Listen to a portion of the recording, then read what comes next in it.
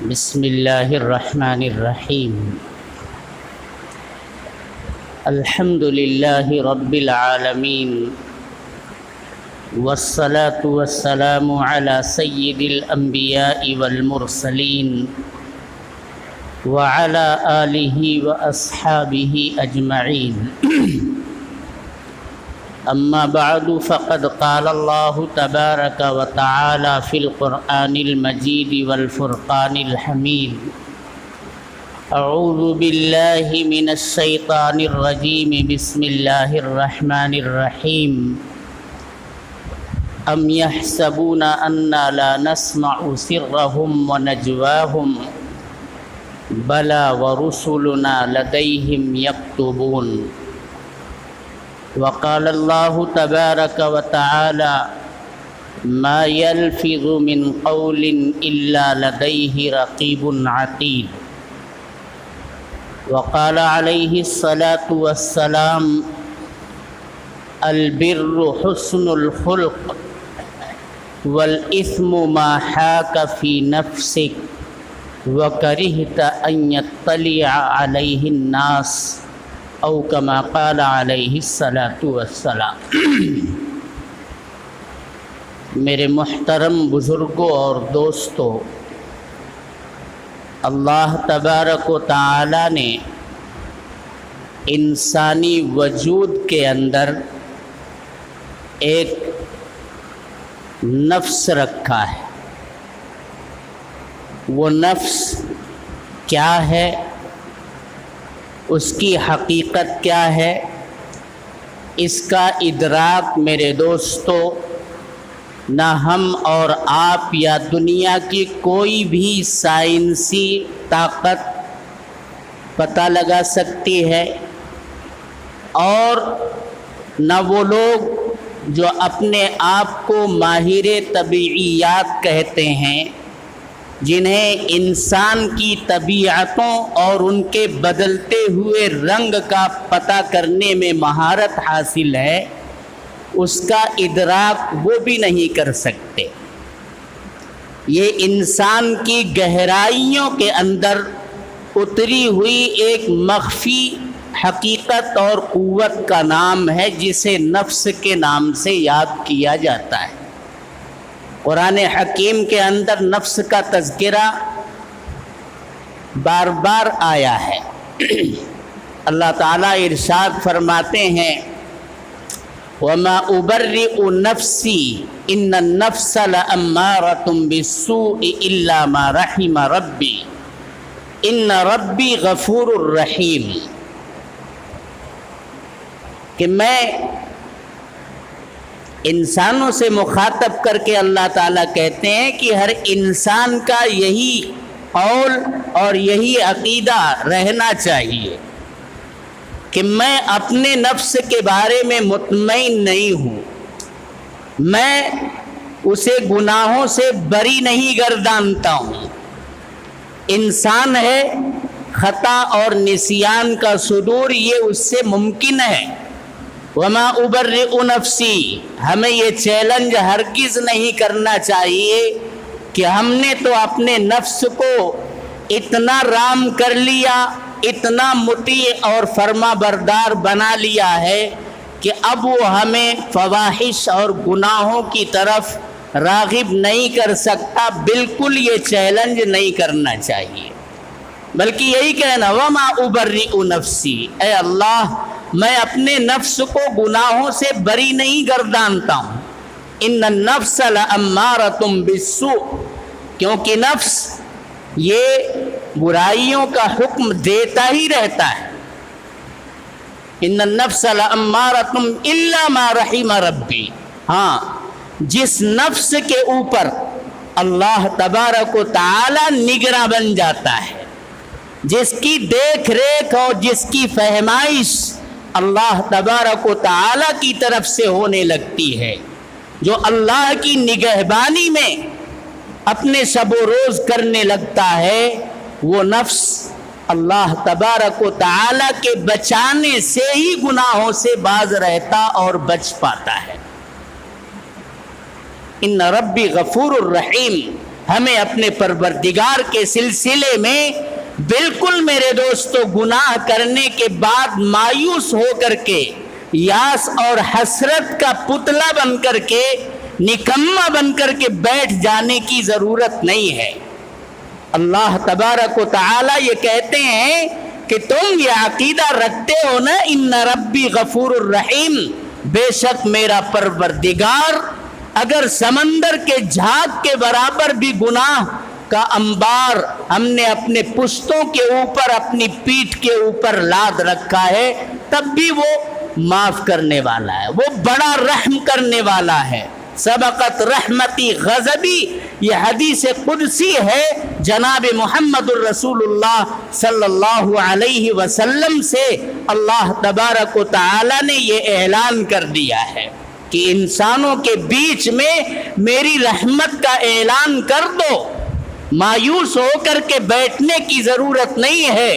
نفس اور شیطان کے جھمیلوں میں الجھ کر کے جنہوں نے اپنی زندگی کے بیشتر حصے کو ضائع کر دیا ہے اور انہوں نے اپنی آخرت سازی کی کوئی فکر نہیں کی ہے، اب اگر انہیں تنبہ ہوا ہے اور وہ اللہ کے راستے پر چلنا چاہتے ہیں تو ان کو بتا دو کہ میری رحمت یہ میرے غضب کے اوپر غالب ہے، میں کتنا بھی زیادہ گناہ کا انبار کوئی لے کر کے آئے گا میں اسے معاف کر دوں گا۔ ایک مرتبہ سچے دل کے ساتھ وہ میری طرف رجوع تو کرے، انابت اللہ اور رجوع اللہ کی کیفیت تو اپنے اندر پیدا کرے۔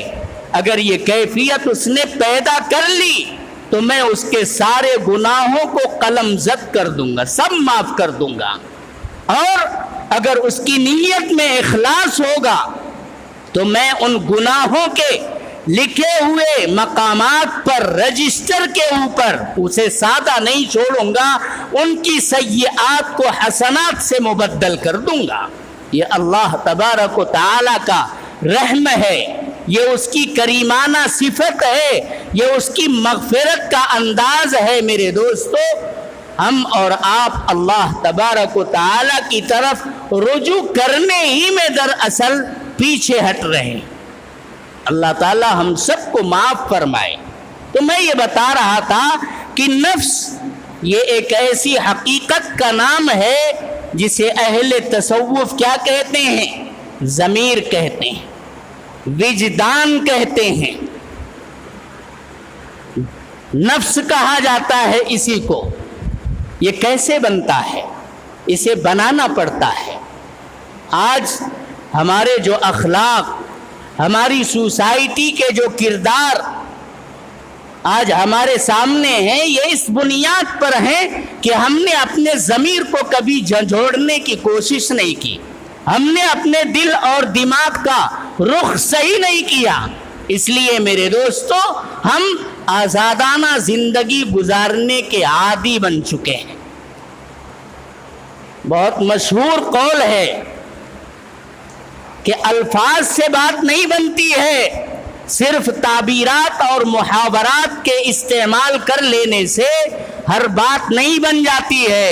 عدل اور انصاف یہ قانون کے الفاظ میں نہیں ہوتا ہے، بلکہ جو حاکم بیٹھا ہوا ہے، جو قاضی اور مفتی بیٹھا ہوا ہے، اس کے دل کے اندر جب خوف خدا ہوتا ہے، جب انابت اللہ کی کیفیت ہوتی ہے، تو میرے دوستو قانون جو نکلتا ہے، جو اس کی زبان بولتی ہے اور جو اس کا قلم لکھتا ہے، وہ عدل اور انصاف کے اوپر مبنی ہوتا ہے۔ قانون صرف کتابوں کے اندر، قانون تو دل کے اندر ہوتا ہے۔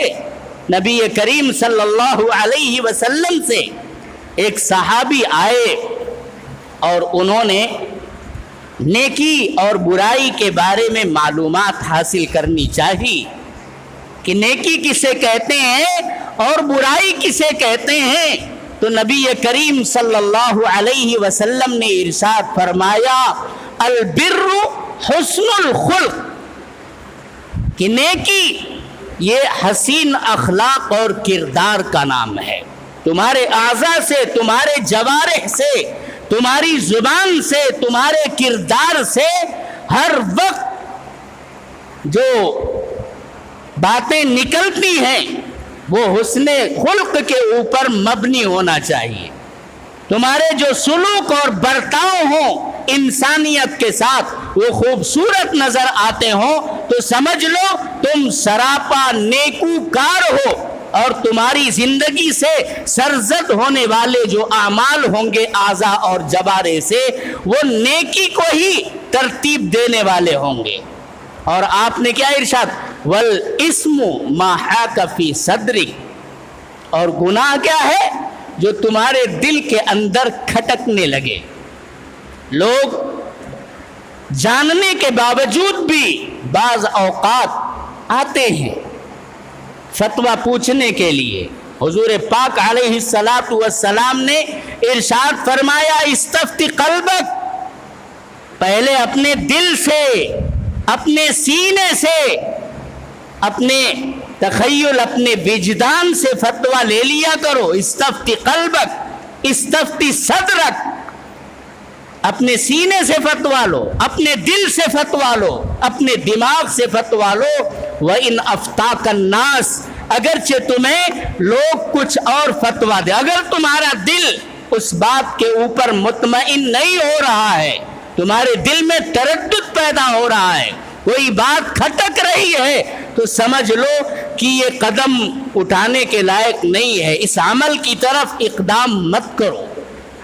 میرے محترم بزرگوں اور دوستوں، حضور نے فرمایا وَالْإِسْمُ مَا حَاكَ فِي صَدْرِكَ، جو بات تمہارے دل کے اندر کھٹکنے لگی، تمہاری فطرت نے جس بات کو قبول کرنے سے انکار کر دیا ہے، سمجھ جاؤ کہ وہ کام متقی اور پرہیزگار آدمی کا نہیں ہو سکتا ہے.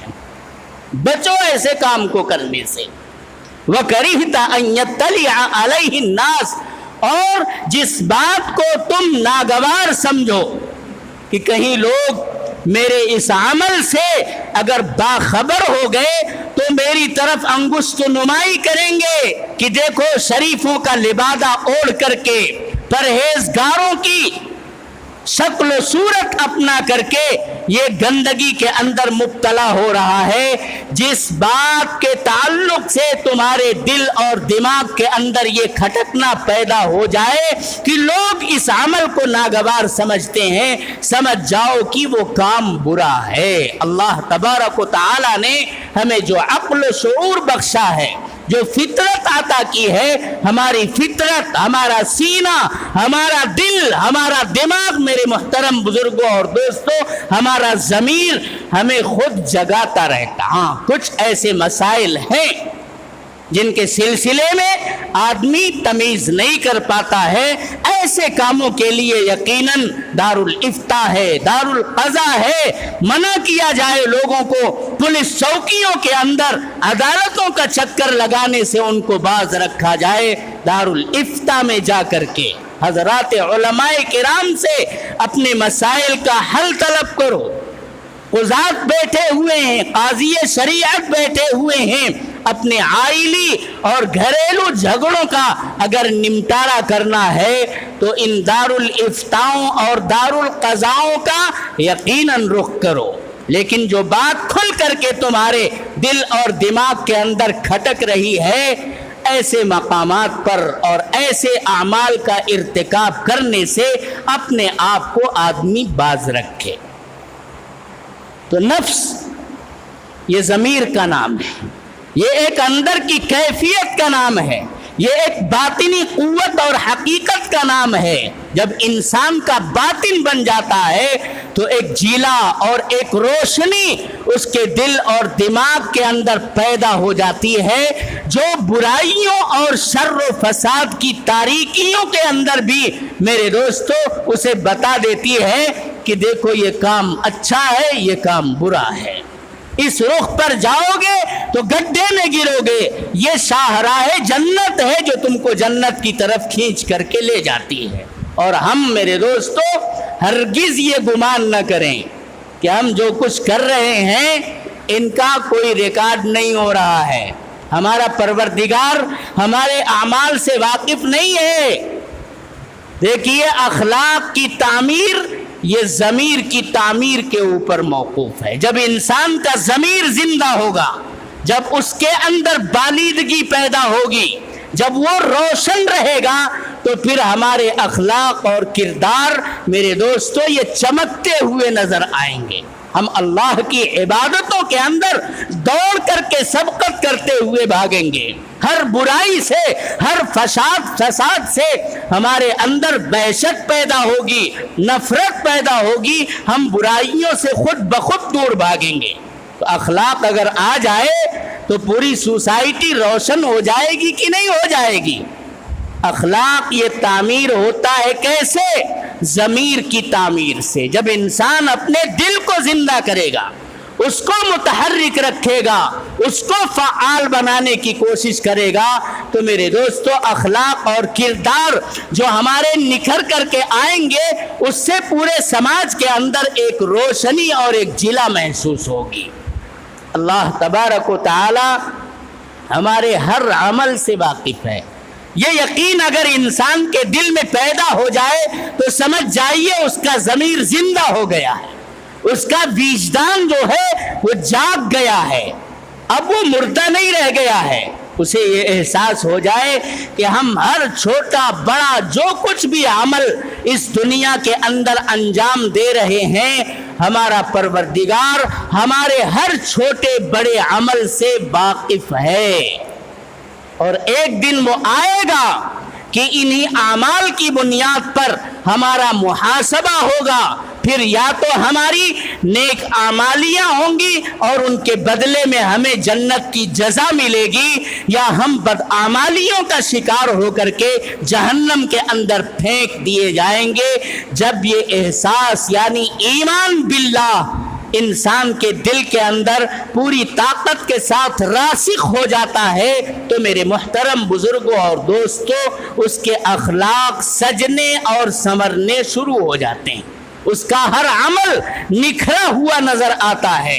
وہ بدعمالی سے، بے راہ روی سے، معاملات کے اندر غبن کرنے سے، لوگوں کے اوپر ظلم و زیادتی کرنے سے، گالی گلوچ سے، سرقہ اور رہزنی سے، ہر قسم کے منکرات اور فواحش سے اپنے آپ کو روک کر کے رکھتا ہے کہ اگر میں بدعملی کا شکار ہو گیا تو دار الجزا کے اندر جہاں صرف بدلہ ملنے والا ہے، میں تو بدعمالیوں میں مبتلا رہ کر کے اپنے رب کے پاس پہنچا ہوں، تو میرے حق میں جو فیصلہ ہوگا وہ تو گرم گھر کا ہوگا، کبھی ایئر کنڈیشن گھر کا جنت کا نہیں ہو سکتا. آدمی کو ایمان باللہ اگر حاصل ہو جائے، یہ کتنی بڑی دولت ہے میرے دوستو.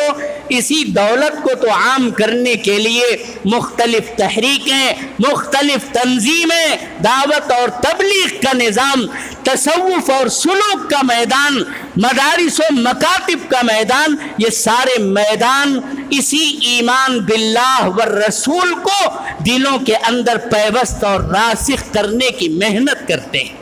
جب بندہ یہ مان لے گا کہ میرا رب اللہ ہے، وہی میرا خالق ہے، وہی میرا مالک ہے، اسی کے قبضے میں میری موت و حیات ہے، وہی رازق ہے، وہی بارش برساتا ہے، وہی تمام زندگی کے اسباب فراہم کرنے والا ہے، تو میرے دوستو وہ بھلا سجدے شکر بجا لانے کے لیے آمادہ اور تیار نہیں ہوگا؟ اللہ کی کبریائی کا نعرہ بلند ہو اور اس کے قدم اللہ کی عبادت کے لیے نہ مچلنے لگے، ایسا کبھی ممکن ہو سکتا ہے؟ لیکن ہم نے میرے دوستو ایمان باللہ والرسول کو بیدار کرنے کے لیے محنت کہاں کی؟ ہم اس محنت کے اوپر نہیں ہیں، ہم تو مادی دنیا کے یہ کھیل تماشے اور چند روزہ اسباب کو سمیٹنے کے لیے اس طرح سے مستغرق اور مصروف ہیں کہ اللہ ہم سب کی حفاظت فرمائے. ہم کو نماز پڑھنے کے لیے فرصت نہیں، تعجب ہے. جس کے لیے اللہ نے ہم کو اس دنیا کے اندر بھیجا ہے کہ جاؤ میری عبادت کرو، میری پوجا اور پرستش میں لگو، تم میرا کام کرو، میں تمہارے سارے کام کو آسان کر دوں گا. وَمَا مِن دَابَّةٍ فِي الْأَرْضِ إِلَّا عَلَى اللَّهِ رِزْقُهَا. رزق کی فراہمی کے لیے اتنی سرگرمی دکھانا اور سرگردہ رہنا کہ اپنے رب کو فراموش کر جاؤ، یہ دانش مندی کی بات نہیں ہے۔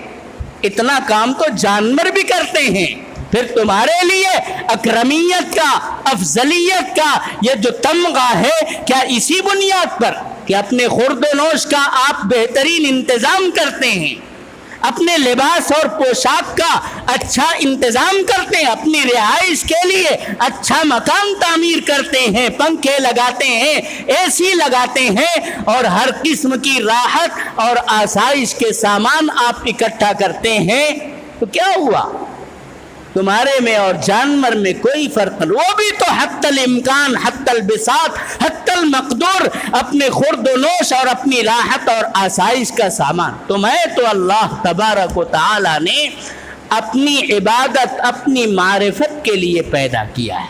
تم ان اسباب کے جھمیلوں میں گزرو، اختیار کرو، لیکن اسباب کو اسباب کی حد تک رکھو۔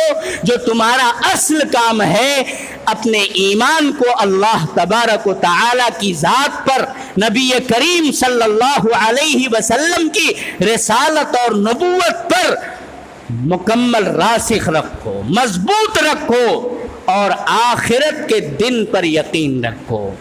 اللہ تعالیٰ کہتے ہیں ام یحسبون انا لا نسمع سرهم ونجواهم، کیا لوگ یہ سمجھنے لگے ہیں، اب ان کو یہ طاقت پیدا ہو گئی ہے کہ میرے بارے میں یہ گمان کرنے لگے ہیں انا لا نسمع سرهم ونجواهم، ان کی جو چپکے سرگوشیاں ہوتی ہیں برائیوں کے بارے میں، آدمی جو علیحدہ یکسو ہو کر کے کہیں سازشی اور منصوبہ بند جو مجلسیں منعقد کرتا ہے اور انسانیت کے خلاف یا کسی کے بھی خلاف کوئی سازش رچی جاتی ہے، تمہارے جو امور مخفی اور چھپ کر کے انجام پاتے ہیں، کیا تم یہ سمجھتے ہو کہ اللہ تعالیٰ تمہاری ان باتوں کو نہیں سنتا ہے؟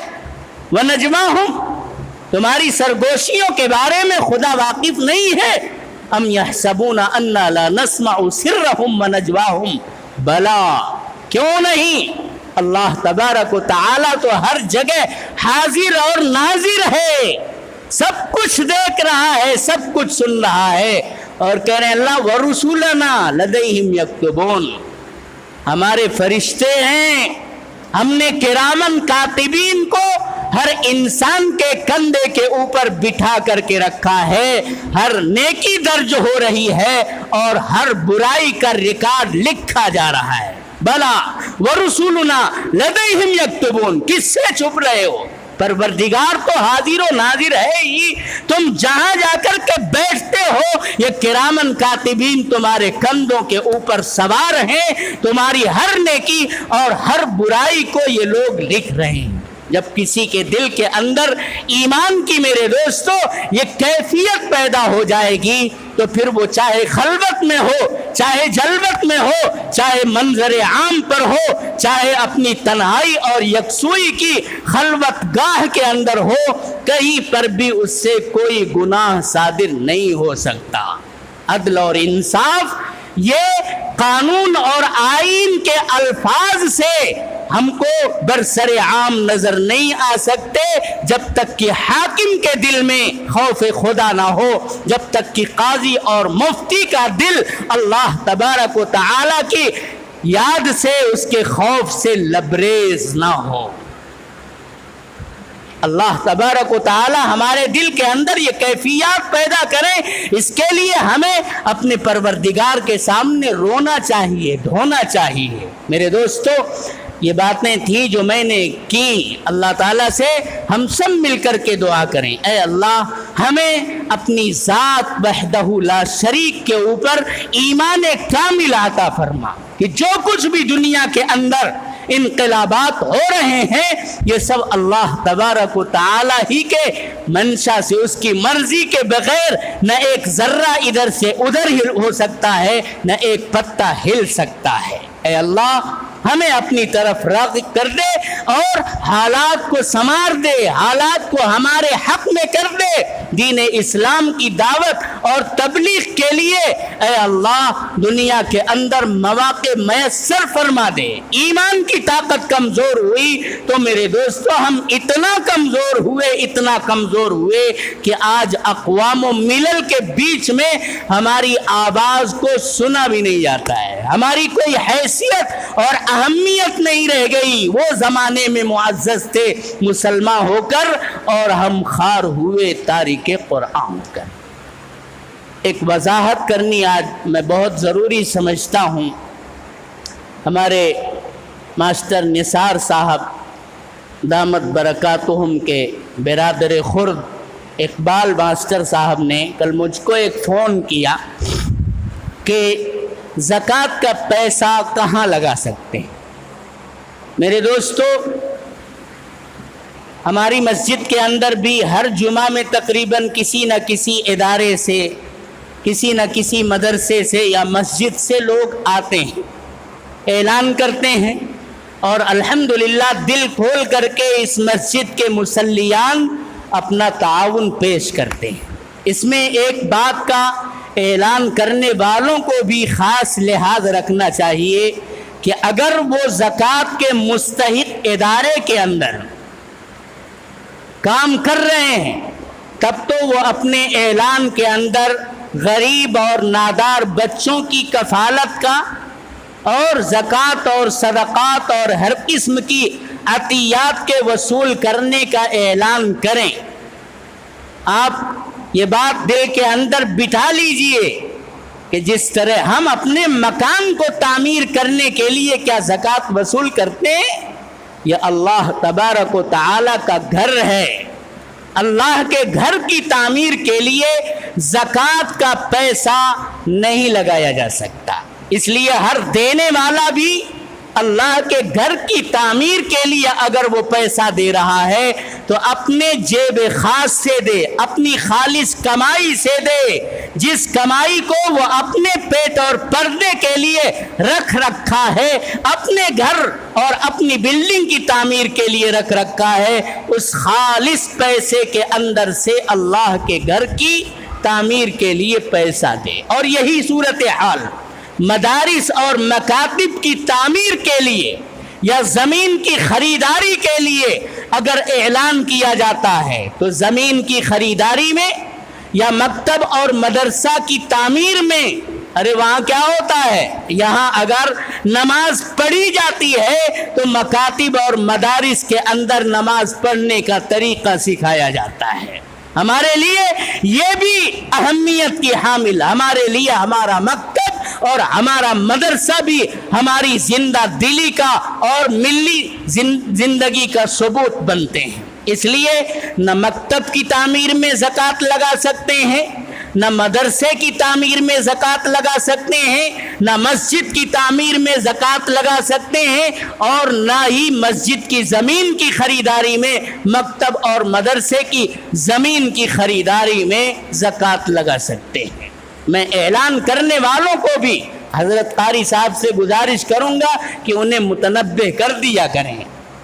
بال بھائی نے ہمارے سامنے رکھا کہ بھائی لوگ نہیں جانتے ہیں، اور اعلان کرنے والا اعلان کرتا ہے کہ تعمیر کا بہت بڑا بوجھ ہے، زمین کی خریداری کا بہت بڑا بوجھ ہے، اور پھر وہ آخر میں چلتے چلتے یہ بھی کہہ جاتا ہے کہ اپنے زکوٰۃ سے، صدقات سے، عطیات سے مرحومین کے ایصال ثواب کے لیے دل کھول کر کے تعاون کرتے جائیں، تو آدمی تعمیر مسجد، تعمیر مدرسہ، مکتب اور زمین کی خریداری میں بھی زکوٰۃ کی رقم دے دیتا ہے۔